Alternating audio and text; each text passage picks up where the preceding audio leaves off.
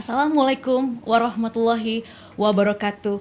Hai teman pemilih, jumpa lagi dengan saya Suci Ramadhani dalam podcast kali ini di podcast KPU Riau dalam program Rindu Riau Demokrasi Pemilu.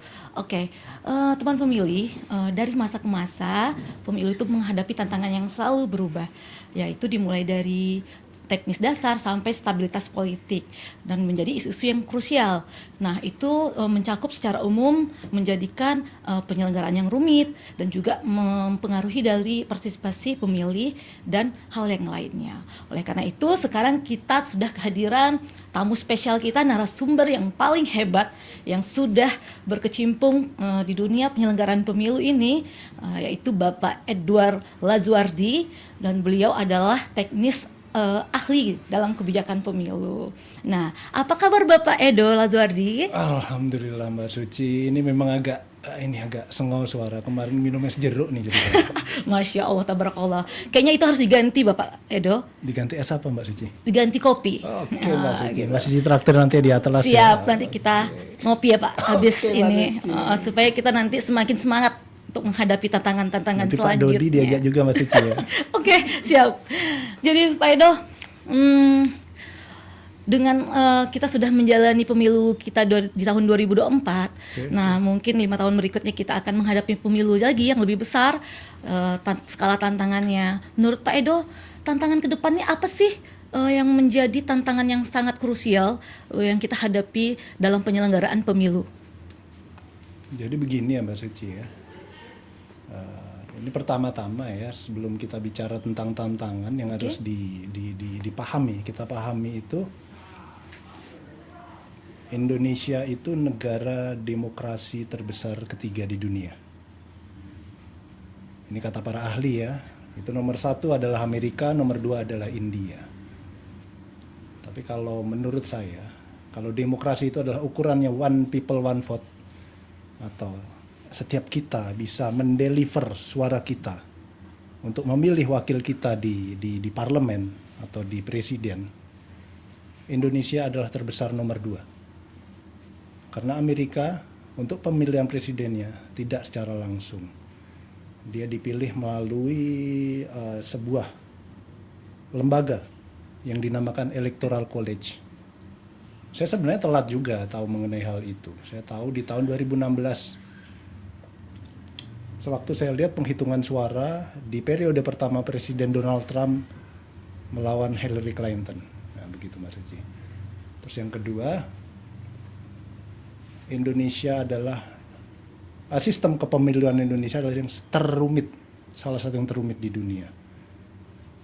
Tahapan yang begitu panjang, wilayah yang begitu luas, dan selain itu DPT yang masif luar biasa besar dan sangat sulit gitu loh, sampai dari tahap awal sampai menuju DPT.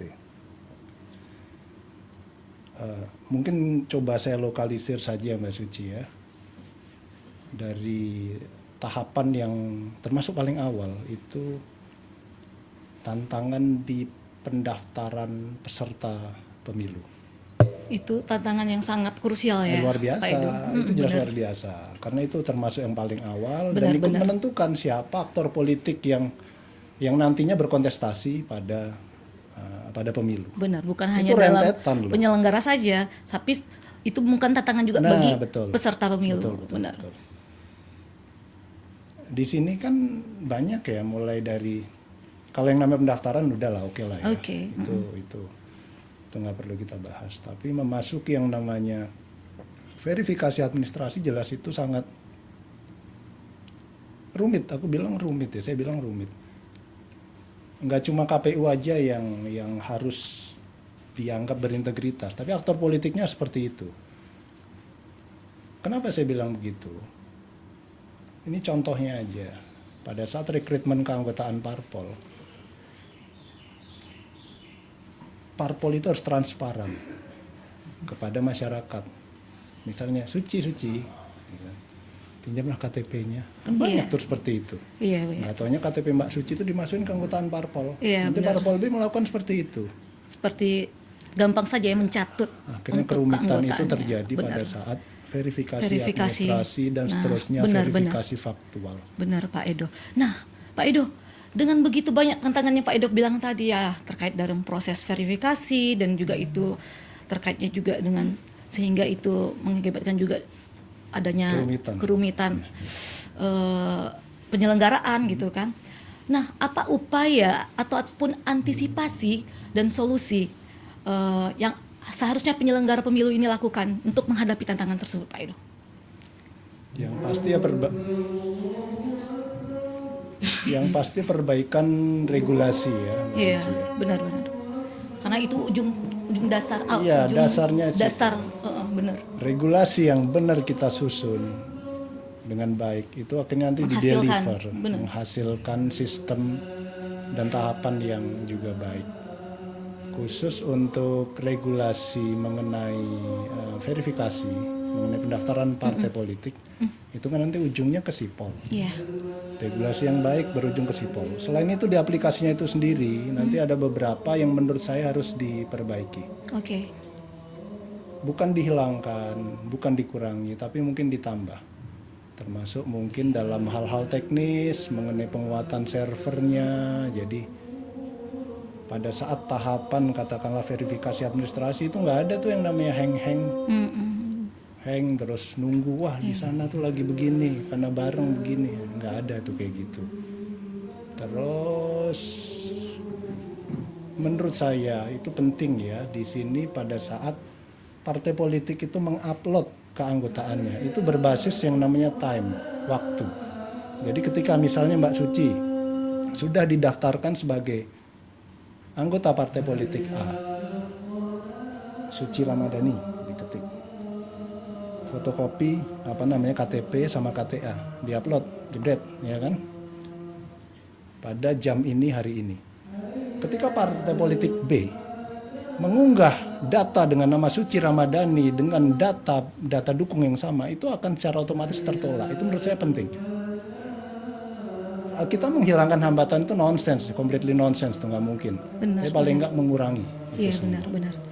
Wah, luar biasa ini pemilih dan masyarakat di khususnya di Riau. Nah, apa penjelasan dari yang Pak Edo berikan tadi itu argumennya itu sangat pokoknya sangat mendalam, komprehensif dan begitu jelas ya. Jadi teman pemilih, nah begitulah tantangan dan beserta solusi yang telah dijelaskan oleh Pak Edo tadi untuk menghadapi tantangan penyelenggaraan pemilu kita ke depan. Mudah-mudahan apa yang dijelaskan Pak Edo tadi sangat bermanfaat bagi kita semuanya. Nah Pak Edo, ada nggak closing statement yang ingin Pak Edo berikan kepada teman pemilih supaya agak gerd gitu di episode podcast kita kali ini? Yang bikin greng ya? Gerd. Bukan mahnya jenggrot, kitanya harus greng. Oh, makanya bukan greng tapi ya, greng. Greng gitu.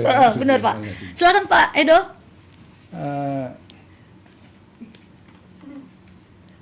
Apa ya, saya berpantun itu enggak pandai, atau Mbak Suci wakili saja. Atau nyanyi juga boleh Pak boleh, Edo. Jangan. Nggak usah closing statement, nyanyi pun boleh Pak Edo. Jangan, Mbak Suci Karena saja lah. Saya tahu suara Pak Edo sangat bagus ya kan. Jangan, Mbak Suci saja closing statement. Saya rasa cukup penjelasan saya tadi. Yang penting substansinya sudah tersampaikan, terdeliver ke penonton. Wah. Oh ya, jangan lupa di subscribe ya loh. Jadinya gantian kita nih yang hostnya nggak? Oke, pemirsa, cukup sekian podcast kita kali ini, teman pemilih. Terima kasih Pak Edo, terima kasih banyak sudah hadir di sini bersama kita, membersamai kita sampai sore hari ini, dan yang meluangkan waktunya mungkin dengan kesibukan Pak Edo yang sangat luar biasa ya.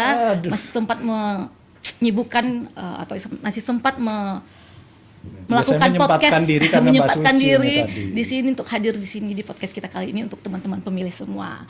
Oke, Pak Edo, terima kasih. Oke, teman-teman pemilih, begitu podcast kita kali ini mengenai tantangan penyelenggaraan pemilu ke depan. Semoga bermanfaat untuk kita semua. Jangan lupa ya teman-teman pemilih, like, comment, subscribe ya. Banyak-banyak ada hadiah loh yang menarik kalau teman-teman pemilih banyak komen, banyak like ya kan. Oke, terima kasih. Assalamualaikum warahmatullahi wabarakatuh. Bye.